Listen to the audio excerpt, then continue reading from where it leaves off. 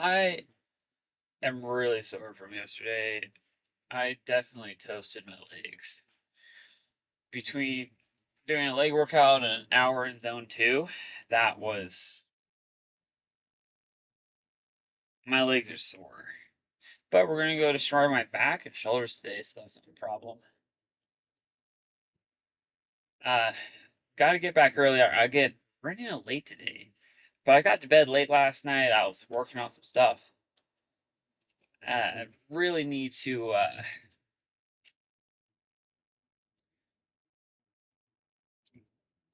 get the links switched out in our bios on our socials. We're going back to just call booking and bio for now. We had this interesting embedded form, but we're going to go back to call booking first with a redirect to the application. Because that, for whatever reason, how we had it set up led to a really good show rate. I mean, we were pushing 80%, which is really good. You know, average is 70, and you really don't want it to dip below 60% because then you just like run into a lot of problems with just like inefficiencies on your sales team, right? So there's that. So we're gonna work on getting that fixed.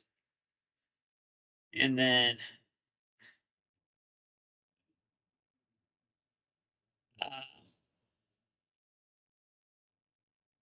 gonna film some more TikTok videos today. Filmed one yesterday for the first time in a long time. Didn't love the topic though. Thought it was a little narrow. Thought I could have done better there. But you know, it is what it is. Until today. Because today filming more TikTok videos. That's the cool thing about content. You just get to like iterate every single day. Make something new. So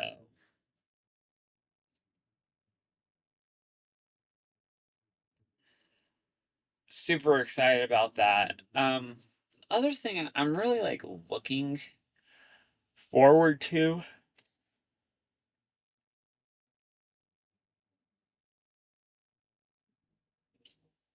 is we got a call with some of the content people tomorrow, so that is really exciting. Also looking forward to my business strategy call I'm doing with our clients today. Those are always really fun for me. Uh, just get to dive into a lot of different businesses, see what's going on.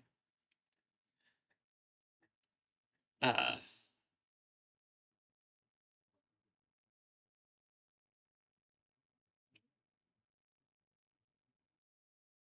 yeah, that's the thing. And hopefully maybe one day I'll have some funnel hackers watching this call or something. But if you guys are aware of or know like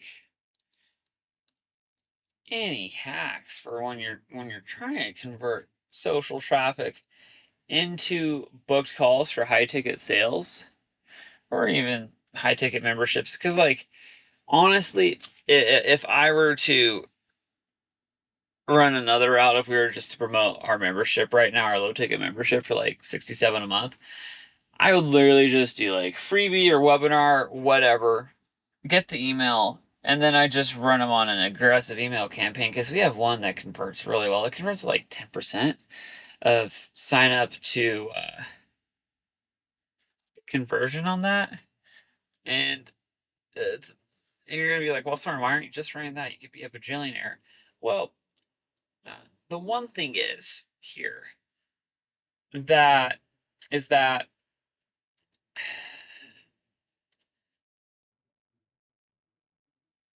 basically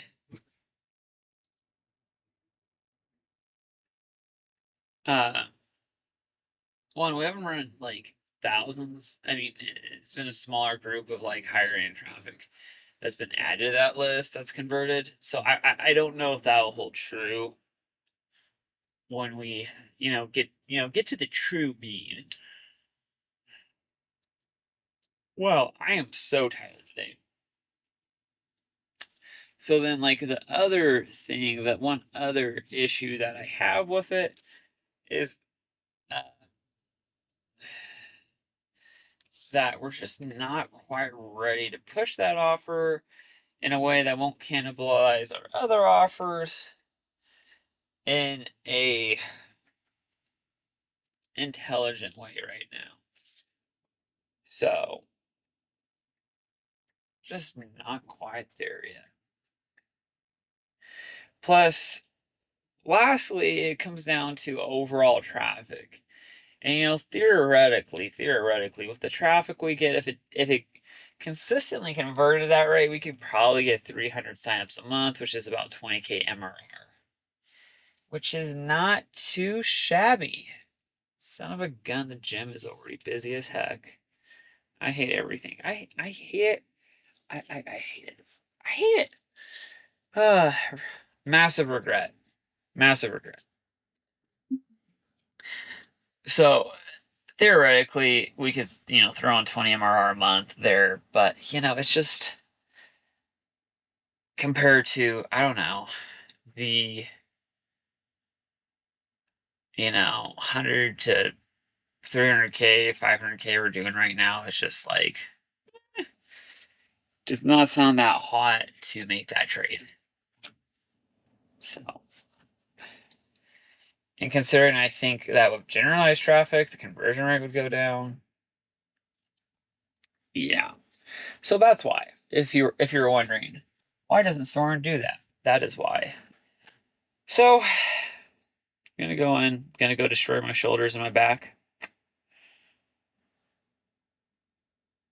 I might put shoulders off till chest. That might make more sense. But maybe not. We'll see. We'll see how I feel. Warming up's gonna be fun. So that's it. So I can't feel my back. I ended up going light, not really doing shoulders. I'm gonna lump them in with arms. Man, I need to work on enunciation. Oh wow, look at that golden retriever scene in the back of that Jeep. That's funny. But man, I'm gonna feel that one tomorrow. That was rough. I also tried doing pull-ups after I did a bunch of other back workouts, and I couldn't do one because I'm weak and kind of not fat, but got a little extra weight on me that I don't necessarily need. So what do I end up doing? I end up going over to the pull-up machine, the assisted pull-up machine. And it was honestly, I don't think I've ever been more embarrassed in a weight room in my entire life. But I literally put on I weigh 170 flat right now. I put on 150. I tried doing less. I think I might have started with 140. But man, that was tough after a while. But good news is I did probably 5 or 6 sets of 10. I was just going for mass at that point because I was like, these are nothing. I just need to break the muscle down and try and build a solid base. Make sure my form is solid. My arms are locked, going all the way down, going all the way up, all that stuff. Man, that was just killing me. Killing me. So that's that. Phone was getting blown up from revision edits from our editors this morning, so go back, look at that. Was listening to the book YouTube Secrets. And I've listened to so many business books about different things, and the biggest issue that I have with any book, which I guess I totally understand, but to me, I'm like, just give me the bloody meat. But they have 3 or 4 chapters convincing you why you should do YouTube, because of the AdSense, because you can grow your business, because you can sell merch, because you can have influence, because. And you know what? I'm just like, okay. I was already sold on doing YouTube when I picked up the book. Now, granted, they're writing to a mass market offer. I get it. I'm not a silly goose here. It's just, I'm to the point where I just have to skip over all of those sections.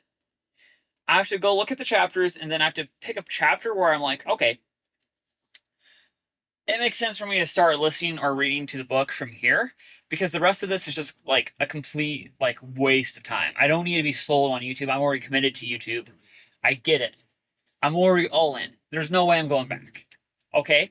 But ugh, these books, I spent hours of my life listening to people pitch me on why I should do organic content, why I should do Instagram, why I should do YouTube, why I should do TikTok.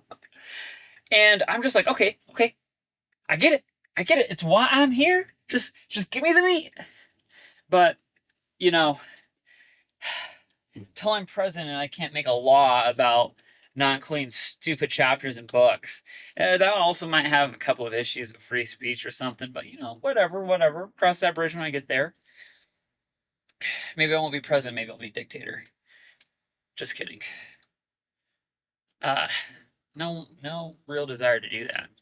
Anyways, I'm gonna go back, gonna shower real quick, try and get some food in me. I didn't really eat that much real food yesterday. Gotta get some protein in me too. And man, I got this, it's like this vanilla flavored collagen. I'm gonna say peptide. I don't think that's the right word. But it's like this collagen protein mix. It's got like 20 grams of protein, so pretty high, you know, not the highest, but pretty high. And it doesn't taste too bad, but when you mix it in with chocolate milk, and man, I've been getting this chocolate milk from Sprouts. Now, I grew up in Southern Oregon, in this little town called Roseburg. And in this little town called Roseburg, there's this dairy called Umpqua Dairy, named after the Umpqua tribe of Indians. And let me tell you what, they make this Dutch-style chocolate milk. I would almost take a life to get my hands on some. I can get Umpqua ice cream here in Colorado, but what I in fact cannot get is this Dutch-style chocolate milk. And let me tell you what, that stuff is so good. So creamy. It's like eating a chocolate cake. It's so good. So good. Anyways, but I get this stuff from Sprouts. You know, I'm not gonna say it's on the same level, but as far as chocolate milk goes out there, it's pretty darn good.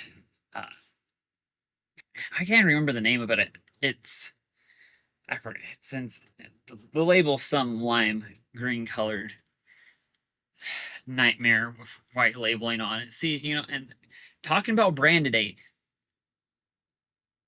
I was at Grow Video Live, Sean Cannell's event. I think I mentioned this in my last vlog, but gotta watch Cody Sanchez speak and Dave Ramsey. And you know what? Those two, they actually complemented each other quite well. And it might be because they're both kind of like in the finance investing space, even though they kind of have disagreeing subjects on leverage, on debt, on how to go about doing things. But they complemented each other really well when it came to building brand. And Cody Sanchez has this membership. It's like the contrarian way, or the contrarian investor. I forgot what the second word is. And again, this, I think it's the contrarian way. But I can't, well, no, I don't think it's that, because Ryan Pineda does the wealthy way. I don't think it's way. Anyways, her whole point was if she were to go back, she would pick a word that, one, everybody can spell, because who can spell contrarian? I know for a fact that I need autocorrect, but then again, I spell it like a third grade reading level, so I would not particularly base being able to spell stuff off of, you know, my gauge. But she was also going on about how she would use one word, make it specific, make it something that everybody can spell. So that being said, here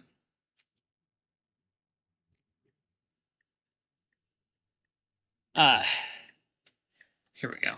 One sec. I'm back. I just had to not get run over where I was backing into. Yeah, there's some coming in right behind me. So going back, make a brand very specific. And you know, like Umpqua Dairy, and if you've ever seen their brand, it's very specific. If you're like in the Oregon area, you know what brand it is. If you're not in the Oregon area, you can like, one of their big competitors in Oregon, like if you're on the West Coast, you've probably seen Tillamook cheese, Tillamook ice cream. They're also like very well branded. They have one word. It's even better than Umpqua Dairy, right? And Umpqua Dairy has kind of gone like with their ice cream. They just call it Umpqua. Obviously, I mean, and this could also be me growing up there, but like everyone refers to it as Umpqua Dairy because of the dairy, da da da da da. Uh, and I think some of their stuff might say Umpqua Dairy on it still. But again, Tillamook, again, slightly better brand there. Again, comparisons. You look at like Bluebell ice cream, kind of, sort of one word, but it's like it kind of like contracts, almost as if it's hyphenated. I can't remember if it's two words or not, honestly. But not bad. If you look at Dairy Gold, again, two words, but I mean, most people can spell that. Much better. Umpqua and Tillamook, their big downfalls is even though they're very unique, who the heck knows how to spell Native American words? You know, love Native Americans, but like Umpqua's UMPQUA. I grew up there. I grew up in Umpqua, in the Umpqua like Basin area. I know how to spell it, but that's just like a miracle of me seeing it so many times and low-key being obsessed with their ice cream and chocolate milk. So, coming back, you know, Cody Sanchez's group, Contrarian, not the best. Can't spell it. Dave Ramsey focuses on stay on mission, make your mission clear, get on mission, stay on mission. You know, don't let anyone change you. It's not a poll. You're not going to change willy-nilly what you think or what you believe, right? And when it comes to brand, again, that's very important. If you want your brand to stand out, you need to know, people need to be able to see your brand. Heck, even if you are literally just a box of chocolate milk, what do you stand for? Are you going to be the ultra healthy, anti-antibiotic cow milk, whatever? Or are you going to be like the all natural organic, this cow's only lived in a beautiful pasture his whole life, you know, cows had the best life ever, pampered, goes and lives in a mansion barn in the winter type deal, right? What kind of, what are you going to communicate on your branding about, and we're just talking about like a gallon of milk here, right? Or a carton of milk. Not even your brand, what your business does. And you know, if it's that important, and like when you go to the store, when you go to Sam's Club, Costco, Walmart, Whole Foods, look at how these different brands position themselves. Coca-Cola, red branding, very much associated with hungry. If you're hungry, it's why red's in restaurants. It's associated with Coca-Cola. It's also associated with memories. Coca-Cola is like the drink that you make good memories with if you like really look and dive into their branding, which is why you always like see Coca-Cola at parties and like family events. It's just like the thing to do, right? Versus like Mountain Dew, you're gonna get freaking rizzed up on that stuff and run around in circles, right? You know, versus Orange Crush, one of my favorite drinks as a kid. But like that's definitely a drink for kids, right? With how it's branded and everything. And like those are soda drinks. So like versus like if you're looking at Poppi, Poppi's a new brand, but it's like the antibiotic soda drink. It's like the healthy soda drink. If you're gonna drink soda, this is the drink because like you're a healthy person. If you're a healthy person and drinking soda, that's the soda you're gonna drink, right? So like focus on brand. When you go and look, when you're shopping anywhere, pay attention, be aware, consume for information. Again, I always like to stand by, be a producer over a consumer any single day in the world. If you produce more than you consume, the world will always have a place for you. All right. But again, see what other brands do. See how they position themselves. You know, I was looking at Patagonia rain shirts. On the back of every shirt, it's like save our planet. And I'm like, okay, cool. I like Patagonia, but like,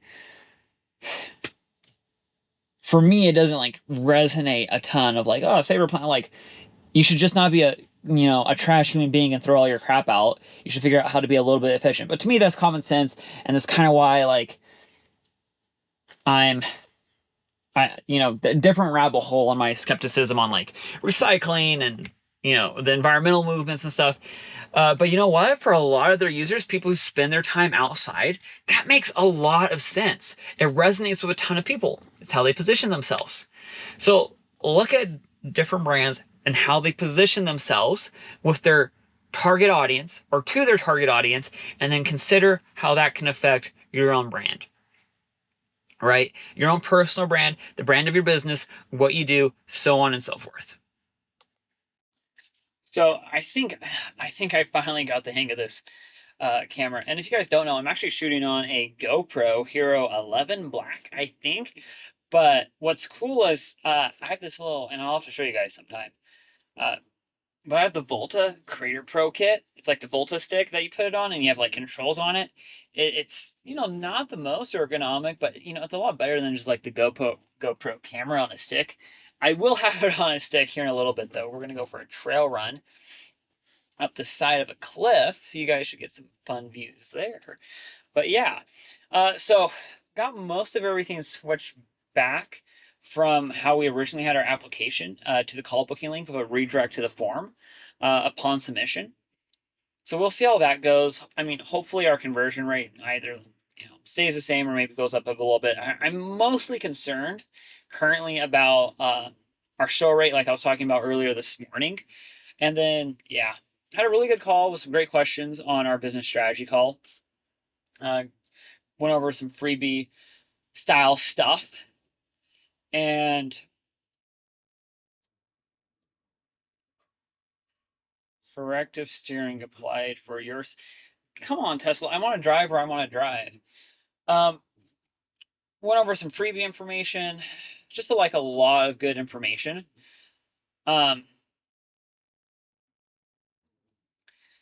For helping people build out. We got this one lady. She has an e-product she sells a ton of on Etsy, like a ton, like volume wise, but it's like a super cheap printable e-product.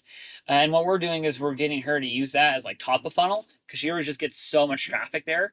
And she's building out her social media as well, but she gets so much traffic to this product.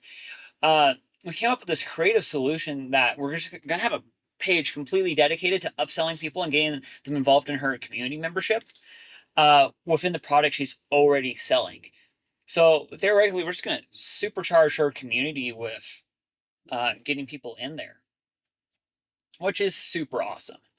The other thing is, so I was switching out the links on our link in bio,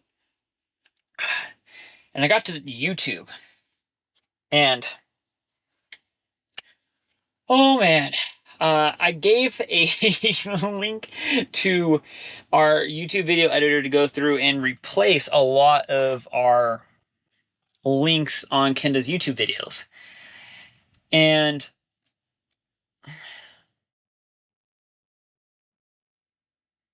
I'm just going to say it. I gave him the link. It was a bit.ly link. That way, because if you need to switch out the backend, the redirect, you can. That is an option, right? I don't know how he did it. Maybe it was my fault. Maybe I actually didn't give him the link that I thought I gave him. But I was going through and looking at some of the YouTube videos just to confirm what bit.ly link it was, because we have multiple ones that are for YouTube. We've done different things here and there. Anyways. And for different videos, but we have like Blunt being one. And I was, so I go to YouTube just to double check before I jump in and think it's done, but it's not done. And I see the link, and it's not a bit.ly link. It's just straight to, at the time we were trying to use a chatbot hosted on OneSub, which by the way, you get great engagement with those. We just weren't getting the call bookings, and especially not the type of call bookings that we wanted to, like the quality of lead. Anyways, so that was fun. Realized that was not the link that was put in all of the videos. So now I get to go through and completely redo basically all of said YouTube videos. I'll probably work on that tonight before I go to bed. I got that, and I got some client review stuff I need to do. Like I mentioned, headed out for a run. I'm going to run up this trail, Liberty Cap Trail, I do believe is what it's called, in the Colorado National Monument area. It's a really fun trail. It's kind of on the edge of this cliff. I don't love the beginning of it because there's slick rock, but there's something about it. And it gets up to this valley that's just absolutely gorgeous. But, anyways, there's something just calling me to it today. I don't love the beginning because, like I said, it's kind of on that slick rock. If you've ever been to like Moab, it's just like hard rock that you kind of like run on to get going up. And it's really funny because it's almost like a rock cliff, but once you're going up, it's actually kind of a dirt trail up the face of it. Anyways, it's a little weird, but it's a pretty cool trail, good views. So you guys will get to see that. Let's see. And then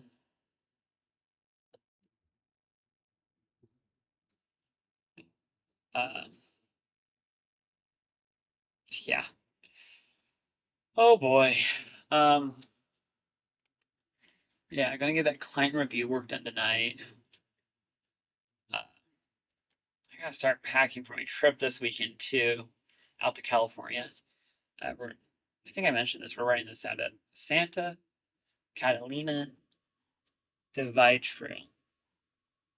Wow, it does not like it when I hug the white line. We have the new autopilot in this car, and man, it does not like it when I'm close to that line or hugging it. Anyways.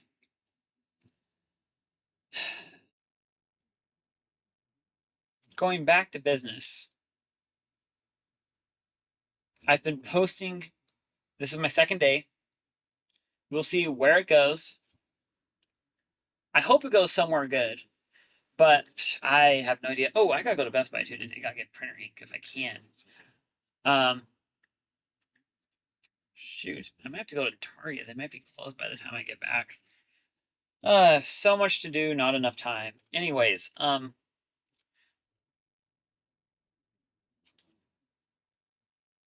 I've been posting, and the interesting thing is we have some pretty big clients, and I have a couple of people that have, besides my wife, that have really like big accounts, and this will be interesting to see. I have no idea if this will actually have any effect whatsoever on my account. But one of the things that I haven't really considered about social media, really, in a long time, is kind of like this idea. I do believe it is. There's a whole book on it. I can't remember the name of the book. It's called Super Connectors, I think. Um, but it's the whole idea like of, and he kind of focuses a lot of his time in this book explaining this concept about. He uses a lot of like health examples, health terms when you have a lot of diseases, it's kind of like Patrol's law, like the 80-20 rule. Is that Patrol? I can't remember. Anyways, but you have like a lot of these people, like, and I remember, I could be wrong, I could be misquoting, but I swear the guy was talking about AIDS, and he was looking at the transmitters of AIDS, and you had these super spreaders, kind of like during COVID or whatever, people who spread the disease a lot more than everyone else. Anyways, I'm wondering, and obviously if they share my content, that's huge, but right now they're just liking my posts. And I'm like, okay, liked post, whatever, that's cool. I appreciate it. And it pumps me up that they like the post. I hope they actually like my content and they're not just liking it because I know them or because they're a client or whatever. But I'm like seriously hoping that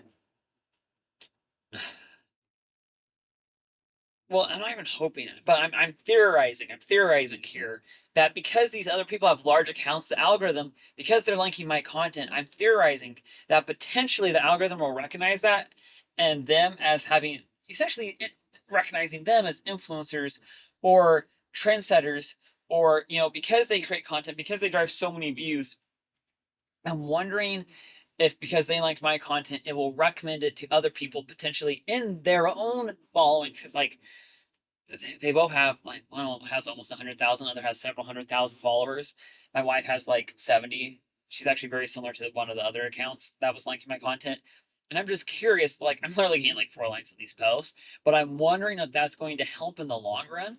And again, it was just one like, and I saw it today from both of these two people, and I was like, I wonder if this is actually going to affect the growth of my account by having other people with other large accounts liking my content. Uh, Again, I'm just theorizing here. I'm spitballing, and that would be, at least to me. But again, if I was training a model, if I worked at Meta, I mean, I'm gonna say this. Eventually, I'm gonna have nerds watch this video probably, and they're gonna be like, "Wow, this guy's an idiot. He has no idea what he's talking about." Anyways, especially I should know this better. I just don't study it all the time now in my job. I do other stuff which is equally dumb and less intelligent than what this is. But if I were in the position there writing the algorithm, I think it's called near. I mean, it's the nearest neighbors approach. Is that they use a lot of it in like machine learning, but there's another one specifically, and I can't quite remember, that would be related to this exact problem where, and the hard thing here is, again, the algorithm, like if someone liked a piece of content and I had I was training my profile and I was saying, with the objective, and again, it's really easy to give singular objectives to algorithms to optimize for example, like watch time. But another way to go about it, and I think I would do watch time over everything else. But again, it's like if they like it or interact with it or engage with it, is there a way, or could I train it and say, hey, based off of engagement, and this is how it used to be on Instagram, because before video, like there was no watch time on Instagram, so it was pretty much based off of engagement, which is why everyone was like, save, and share my post, right? It's also why shoutouts worked so good and were so effective for so long. But now with video, watch time is the biggest metric, and really watch time is just another metric of engagement. It just, you can't really factor that into like an engagement rate. Uh, that would be interesting though to like toy around with trying to factor an engagement rate with watch time percentage, perhaps. Uh, you could probably do some weird division thing, because ideally, like, you'd have 100% watch time, which would just be 1 divided by 1 your engagement rate, or 100% engagement rate, right? But you'd probably want to have engagement rate divided by watch time, because uh, that would tell you more. I mean, either way, like, you would do it, because usually engagement rate is going to be a smaller percentage than watch time. Um, so like if you had a 1% engagement rate and a 50% watch time, and you did uh, like you would theoretically, like, 1% divided by 50, weird numbers here, but like theoretically you could get like a number like 0.2 or whatever that would actually make sense, uh, for like a 2%. From that, like 2% of 50% is, well, that's not 2%, 4%, whatever. uh Hopefully you get my point here. But theoretically, like, that number could actually be beneficial. You wouldn't want to do it vice versa, because it would be like a really big number, because again, watch time is going to be smaller or larger than engagement rate almost every single time. So that could be like an interesting metric to like gauge the overall performance of a video, like a score, a performance score.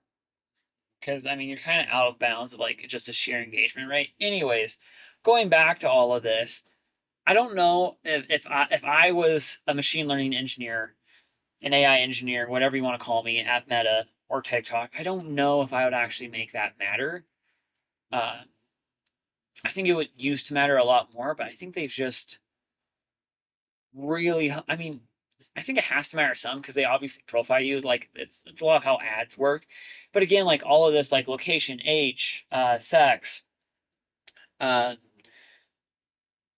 other. I mean, but I guess it does matter because a video watched, it 100% matters. But the question is, how much does it matter? What weighted percentage in the algorithm doesn't matter? I guess is the real question.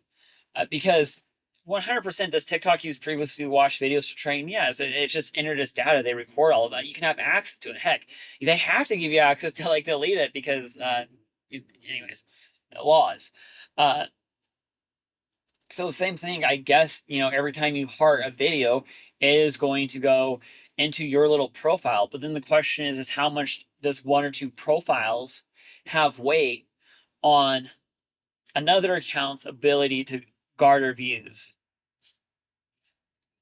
Sorry, this is a roundabout conversation. If you're a deep thinker, you might like this conversation, but who knows? Uh, yeah. Shifting topics or subjects. Sales today were all right. I think we had 8 calls on the book, but again, 50% of them I don't think showed. I'd have to look at the exact numbers. And last I checked, we made one sale, so we brought in 6K of rev, which is like, I'm not complaining. 6K a day is 180 a month, whatever. There's a lot of people that would like to be in that spot with their business. It's just not where I'm content being right now. And I think we deserve to be doing better. But, when you deserving and earning are two different things. And quite frankly, just not quite there yet on on the earned side of it. Because if it was earned, we'd be at 20K today, right? Probably closer to 30, right? Because that's the goal. 8 figures, 30K, 900K a month. Uh, that's actually 10.8 a year or whatever. Uh, Man, I always get a kick because to get to this trailhead, you got to pull into this driveway that's kind of private, and it's like residents only. Uh, but it's like a public trailhead. But I guess it's private property that the sign's on. It's just really funny because I'm like, these people really don't want people coming up to this trailhead back here. But I mean, I don't. It's like a paved driveway. It's just one of those funny little things about life. And I would kind of assume it because I doubt the city actually paves this road. It's like a little like lane and a half road going up to the trailhead. And it's probably split between the community members, which is probably the biggest reason why they don't want people going up to the trailhead. That being said, yeah, uh, people come up the trailhead all the time, extra wear and tear. They probably have to repave more often because of it. So, and I just hope that the trailhead, they had a bunch of logs in the road here because they're trying to reforest this area that everyone parks on the side. Anyways, I hope the parking lot isn't too full this evening. It's already not looking too good from where I'm at. I can see a Jeep from the road, which is not great, but we will see. So, anyways, as far as sales go, like lead flow is back up where it needs to be for us to hit our minimum numbers on the front end. If I can resolve the issue of the show rate, this parking lot is absolutely stuffed. There's like only 2 spots available, which is kind of shocking for a, what was it, Tuesday night? I don't know what day it is.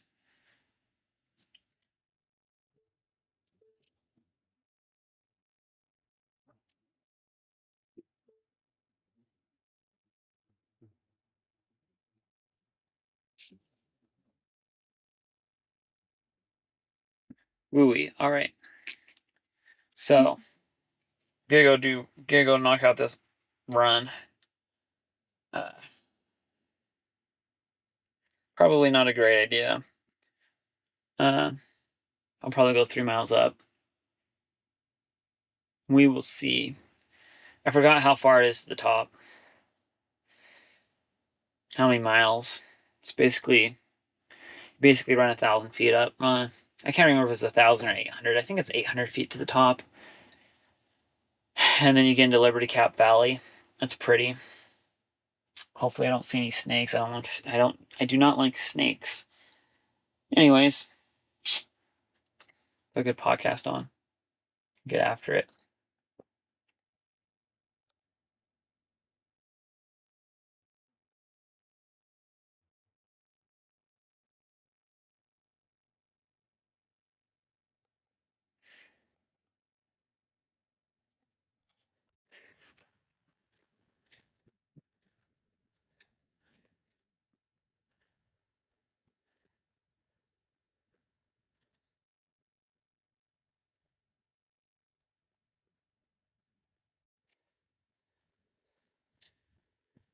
Crazy little creek bed in through here.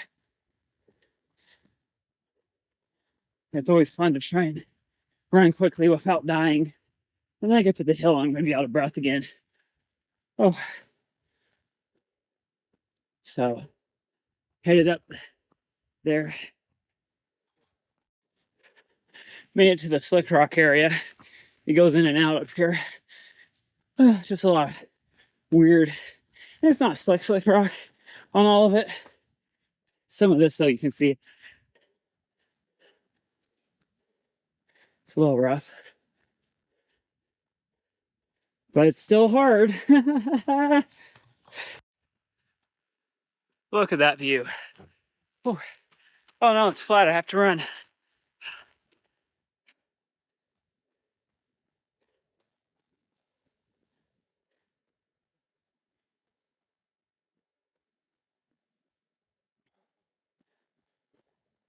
Okay, so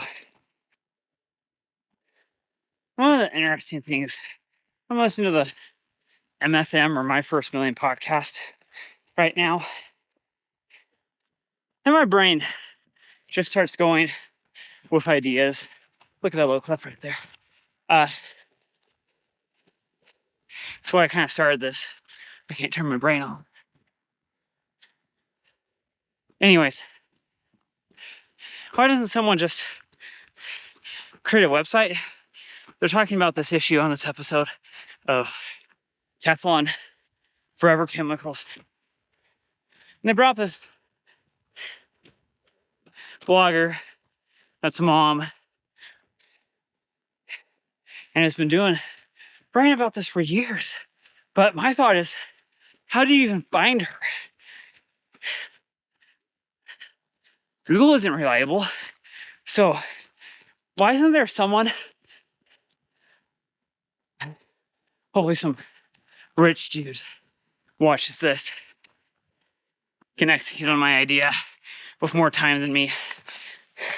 But why doesn't someone just go buy the domain trust.com and make it like Craigslist, but instead link it back to reputable sources and reputable brands?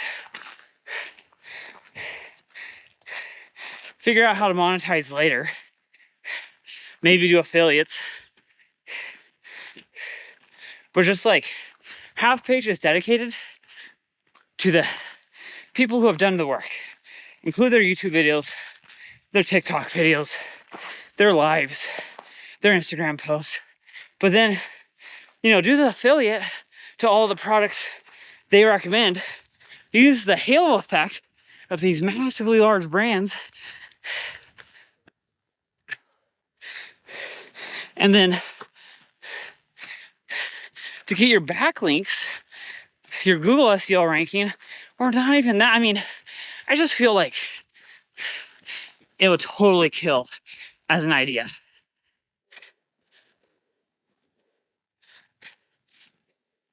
I mean, it's kind of like a hybrid of Wikipedia, Craigslist, and I don't know, all these affiliate people. But man, you have all these affiliate people doing affiliates too. But I mean, man, so many better ways to go about it, in my opinion. to build trust and longevity behind a brand. Well, and it's interesting, all of these affiliate marketers, and you see them on TikTok Shop, and the e-commerce people, and the drop shippers, they all post videos right now linking to a product, and all they are is glorified alarm clocks to something that's on sale.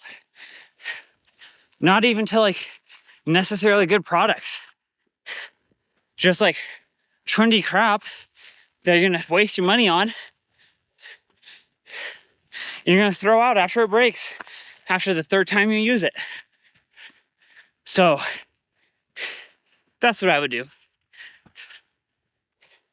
And you know, you probably don't need trust.com. In my brain, I just think that'd be cool. But you could take the same idea, roll it up, roll it out, run the organic content strategy, and then when you get big enough, figure out a way for your backlinks, partner with the influencers that you're sharing their content on. You even come up with a scoring system for trust, reliability, value. Grade all of these people. I mean, it wouldn't be easy work.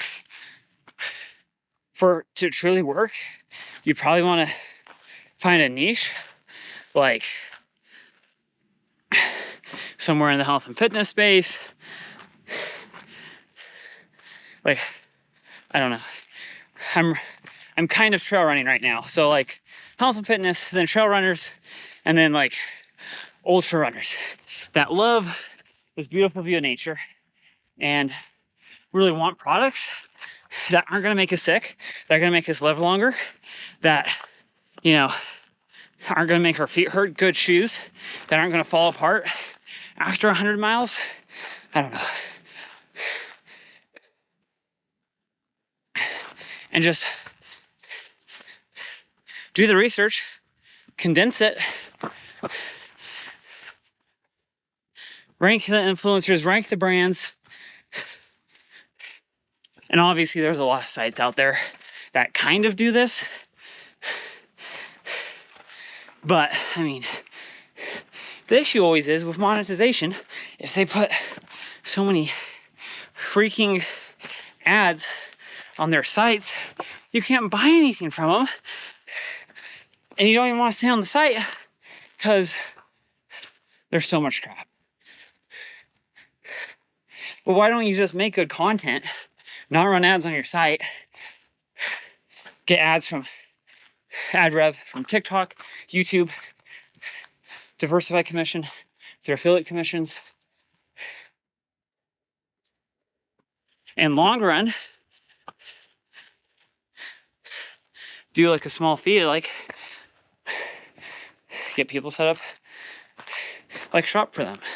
Anyways, I'm sure there's some issues here with this, but as far as ways to make money go, I feel like that's by far better than a lot of these people already do. Look at this clip over here. Isn't that fun? Yeah, if I fall off, definitely dead. So that's how much I care about sharing my business ideas. I'm risking it all just for you. Made it up here to the Liberty Valley and the monument.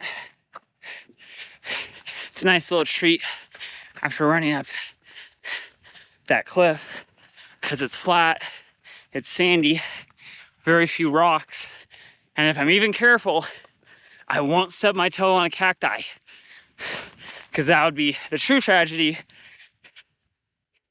is having to run down the mountain with a needle in my foot. I've done that before. Not fun.